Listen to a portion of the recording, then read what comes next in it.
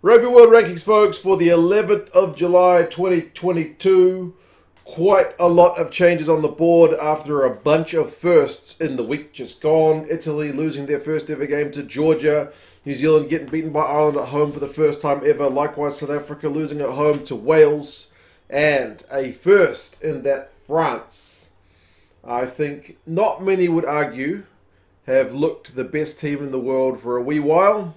And France have now taken the #1 spot on the world rankings for the first time ever. We're going to go through where the teams are at, how they got there, and what are the possible permutations for this upcoming weekend. And yeah, you guys can let me know your thoughts. As always, if you want any rugby gear, like that Manu Samoa jersey, if you want French gear, Spanish gear, check out Level Rugby. Link in the description there, an affiliate of the channel. I've gotten loads of gear from them in the past. I'm pretty sure I got that Georgia gear from Level. They've got some of the gear which you might otherwise find difficult to locate.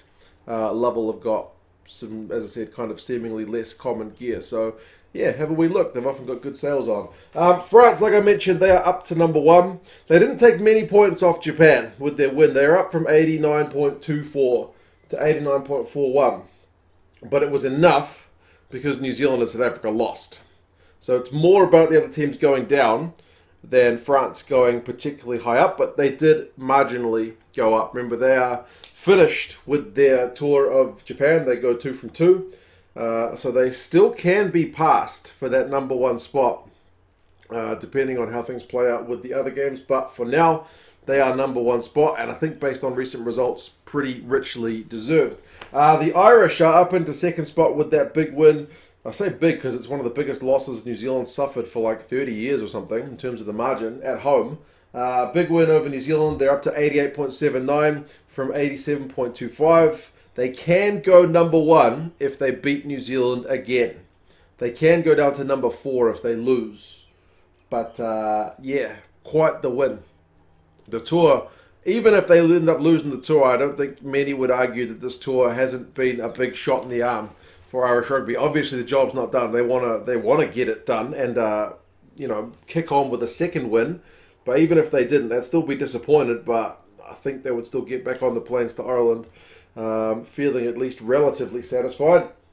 South Africa has dropped #1 in the world, I think, for the first time since the Rugby World Cup. They've been at #1 for a long time. A long, long time.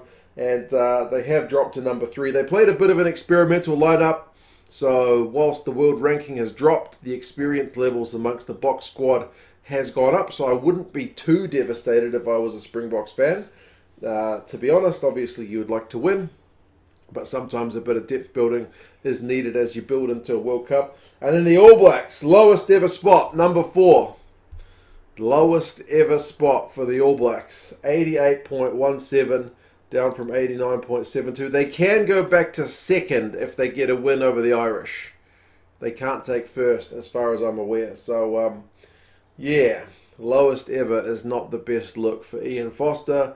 But if all this ends up with a World Cup, which seems bloody unlikely at the moment, then no one's going to remember that New Zealand dropped to 4th in the world. But as I said, right now, not looking all that happy, Chief. England up to 5th with their win over Australia. They've kind of traded places. Again, I don't think they can get passed by the Aussies unless the Aussies beat them by 16. It needs to be a pretty big win for the English to relinquish that spot. But they're not going to catch New Zealand if they win it, because the gap is too big. The most you can take is 2 points for a win. So yeah, the Aussies, they are in 6th. They've returned to that spot. Like I said, they would need a big win over the English to retake it. Scotland also up, kind of trading places with Argentina. They've swapped places 2 weeks in a row now. They can, I think, take 6th if they win, and then the Wallabies lose. But either way, they're looking much better than they did the week before. And then Argentina's dropped off this side of the board because Wales, with that win over South Africa, took a full 2 points. Like I mentioned, that is the most you can take. They were on 79.28.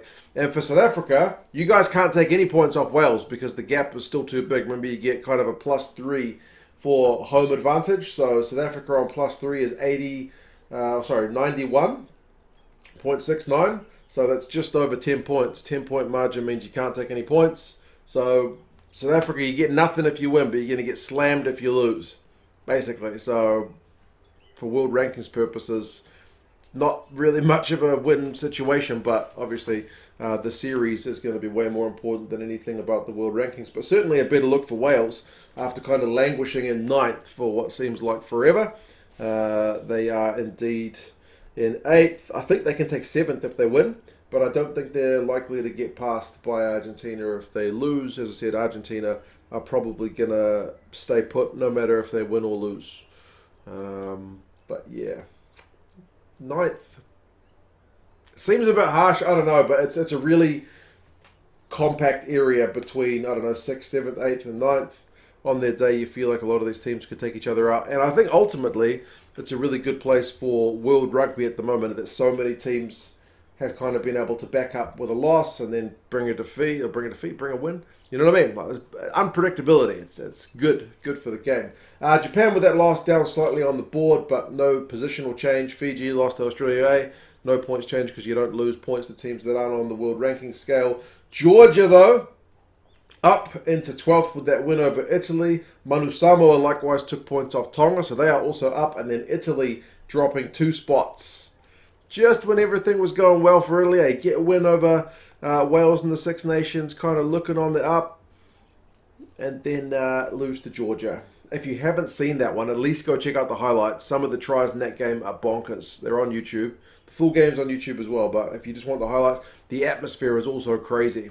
There's literally fireworks at the end of the game. So, yeah, proper stuff.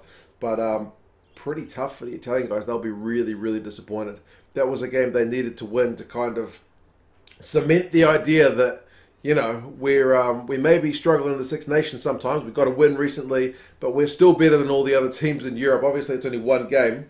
But that's a big shot in the arm for the Georgian cause, isn't it? The Spanish, they smashed the Canadians over in Canada, I believe. So, yeah, they are there in 15th.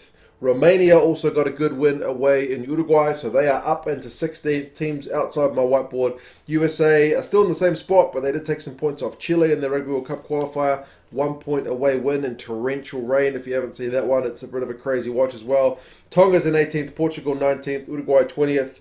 Hong Kong, congratulations to them. They beat Korea in their kind of Asian qualifying match, so they are still keeping their World Cup dreams alive. Canada in 22nd, they're in a bad place, man. They got absolutely hammered by Spain. Wasn't even competitive. I think they conceded like 40 points in one half, something like that. Pretty bad. Namibia, though, big congratulations to Namibia. I haven't seen your game yet against Kenya. But in the last week, they've beaten Zimbabwe and they've beaten Kenya, so they have qualified for the Rugby World Cup. Massive congratulations to Namibia. I remember when Alistair Coetzee initially took over, they lost a game they weren't really expected to lose. I forget who it was against, and it was like, is the Alistair Coetzee effect kind of, you know, we always give that guy a really hard time right after his time with the Springboks, but like, is he going to kind of poison the chalice of Namibia?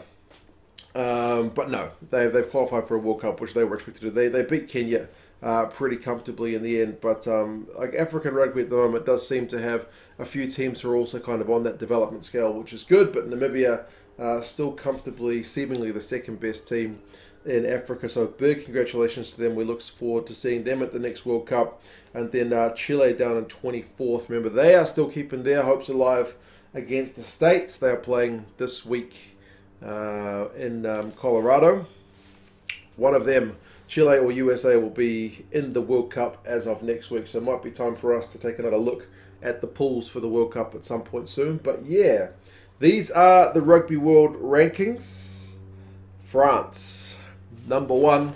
And as I say, I think right now, most of us would agree the French are kind of looking like the best team in the world. I'm not saying they're unbeatable by any means. But yeah, the French have been pretty good. They've been balancing building depth and winning key games under Gaultier. They won the Grand Slam this year. They've taken a very much experimental side to Japan and still gotten a win. They came close when they did the same thing last year in Australia. So depth-wise, they're looking good. Top team-wise, they're looking really good. And then the home World Cup, they're certainly earning their spot of favourites. But still, we'll see how things go for most of these teams. There are still more games to come this weekend. We look forward to it. You guys let me know your thoughts. How fair or not do you think the rankings are?